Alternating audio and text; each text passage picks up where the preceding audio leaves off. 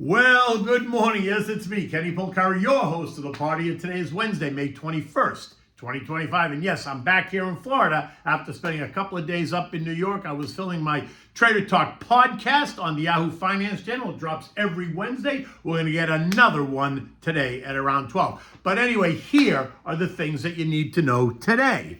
Well, the clock ticks as we continue to wait for the vote on, guess what? The big bill.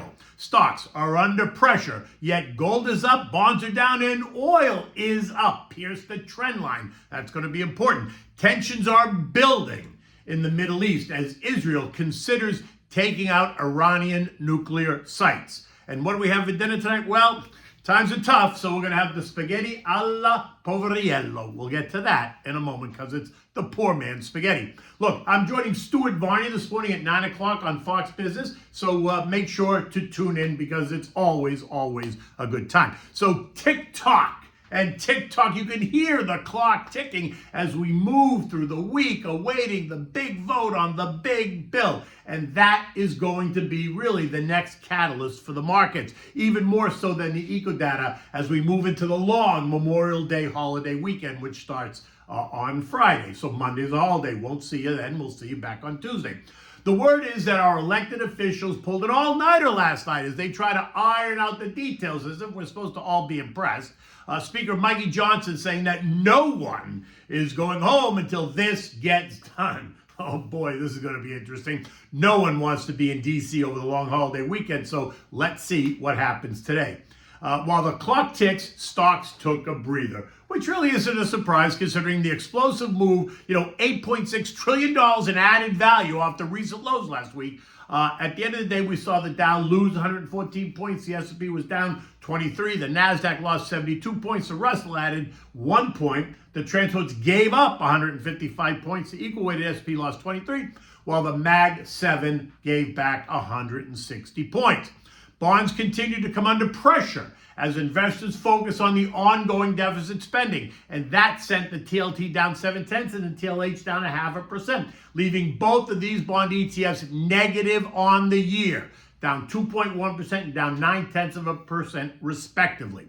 The 10-year yield closed at 4.49% last night, but this morning it's up 4 bips at 4.54, and the 2-year closed at 3.97. This morning it's up 2 bips at 3.99, while the 30-year yield closed at 4.97, but as you guessed, that's also up 5 bips at 5.02 this morning. All this tells us that investors are demanding higher yields on the money they lend to the government, and at some point, those higher yields will present a problem for stocks. The question is, what is that yield number? Now, today also brings a 20-year, $16 billion bond auction, and the outlook is cautious. Last night, the 20-year yield closed at 4.99. This morning, it appears it's yielding 5.04, which means that yields must rise and prices must fall to create the demand for this auction. So let's just see how that goes today, if it's any worse than the expectation. Now, this morning, CNN is reporting that Israel's making preparations to potentially strike Iranian nuclear facilities. The report cites multiple U.S. officials who indicate that Israel's preparations include moving air munitions and completing air exercises, suggesting a possible imminent strike. One source suggesting that the likelihood of a strike has increased significantly since the U.S. negotiations do not include a total removal of their uranium stockpile. Now, the headline is causing both gold and oil to surge. Gold rose by $60 yesterday, or 1.8%, and this morning it's up another $30 or 9/10, trading back at the 33.42 level. The jump, in my opinion, is all about the geopolitical uncertainty, more so than even what's going on here in the States, right? It appears that we're in this 32.20, 35.10 trading range now. The ongoing uncertainty only giving investors a reason to buy the safety trade.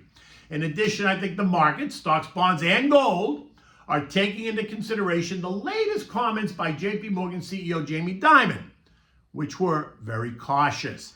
At JP Morgan's Investor Day yesterday, Dimon reiterated his concerns about persistent inflationary pressures and potential for stagflation in the U.S. economy, something he's been saying for a while, saying that the risk of stagflation, characterized by stagnant economic growth and high unemployment and persistent inflation, is higher than many anticipate. I'm not in that camp, but he is who he is. He went on to criticize what he thinks is market complacency as a result, noting that despite a temporary reduction in U.S.-China tariffs, inflationary risks remain due to factors like ongoing deficits and geopolitical issues. He expressed skepticism around central banks' ability to manage those challenges, saying, and I quote, "You all think that the central banks can manage all of this. I don't." That's his quote. So he, as the CEO, doesn't think that the central banks can manage it. Okay, then. Now, considering Dimon is one of the most loved CEOs, bank CEOs, investors do give his commentary some weight. I would say he isn't saying, though, anything really new. His concerns are and have been well known. But again, comments like that from a CEO like him at a time like this only adds to the level of angst. And we all know what happens when the level of angst builds. Some investors, traders, and algos tend to shoot first and ask questions later. But remember what Uncle Warren says, be greedy when others are fearful, which only means don't be afraid to buy. Just buy it at the right price. So don't stand in the way and get run over. Take your time. Overnight, oil, which has been kissing trendline resistance at 63.10 for a week now, pierced it. Traded up to 64.20 on worries over more geopolitical uncertainty created by the pushback from Iran concerning this nuclear deal in the CNN headline. Recall that the Ayatollah said that Iran will never stop enriching uranium, no matter what.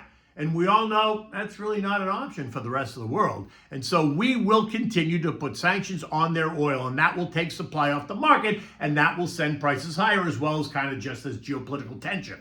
Now recall, if they make a deal, which at the moment might seem unlikely, then sanctions come off and more oil supply will hit the markets and prices will fall. At 7 a.m., oil has retreated below that trend line. It's trading back at 62.80, but it remains anxious.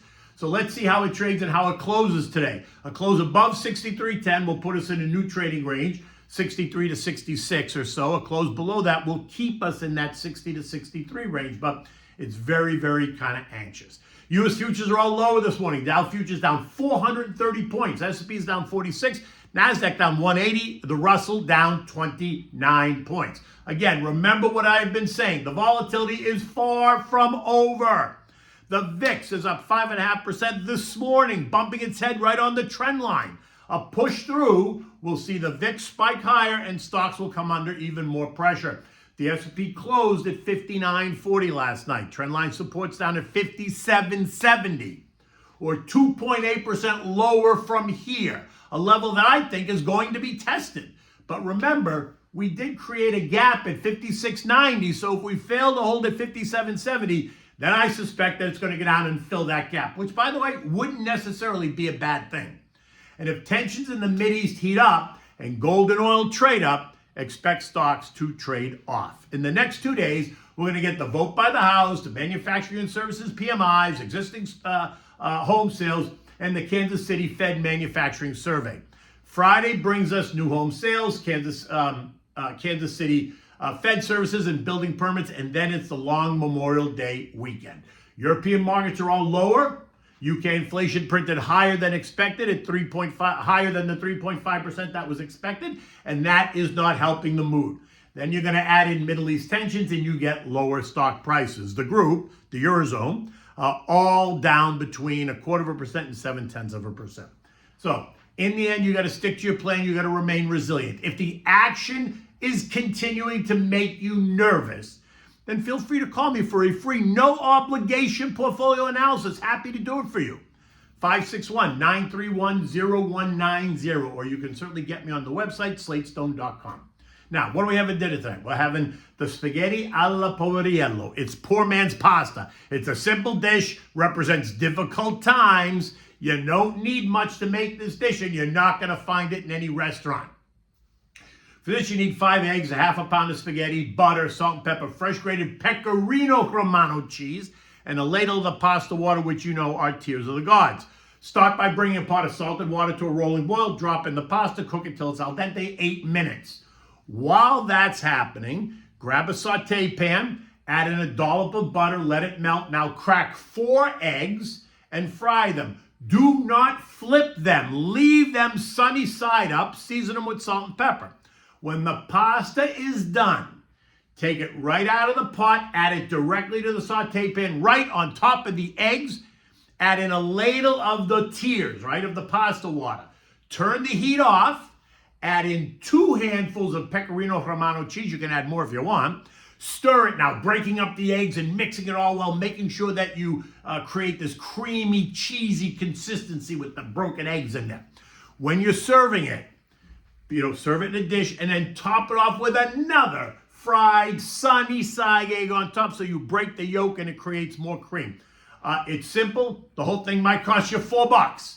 Try it because you won't be disappointed. It's like carbonara without the bacon. In any event, it's going to be a gorgeous day here tomorrow. I think it's going to be a beautiful weekend. I'll see you at 9 o'clock on Stuart Varney. Until then, take good care.